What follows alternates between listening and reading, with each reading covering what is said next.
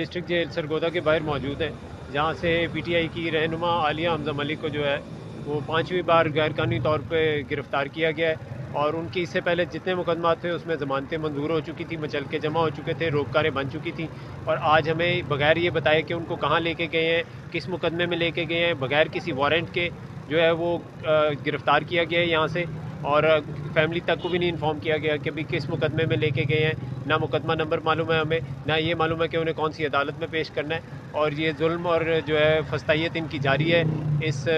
جو ہے P D M حکومت کی اور مقتدرہ کی جو ظالمانہ کارروائیاں یہ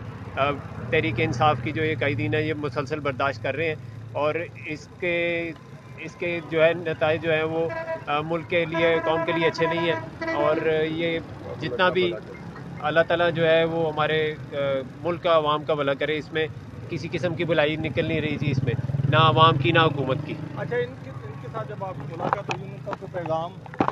جی ان کا ایک ہی پیغام ہے کہ جی وہ عمران خان کے ساتھ ہیں، تحریک انصاف کے ساتھ ہیں، اور ان کے موقع پہ اپنے موقع پہ ڈٹی ہوئی ہیں، اور چاہے یہ کہیں بھی لے جائیں، انہیں فیصل آباد لے جائیں، گجرانوالہ لے جائیں، میاں والی لے جائیں، وہ اپنے موقع پہ قائم ہیں۔ وہ پہلے دن سے آج 13 ماہ سے اوپر ہونے کو جا رہے ہیں، وہ یہ ظلم برداشت کر رہی ہیں، مگر اپنے موقف سے نہیں ہٹے گی جی وہ۔ تو آپ کیا کہنا چاہتے ہیں اس حوالے سے؟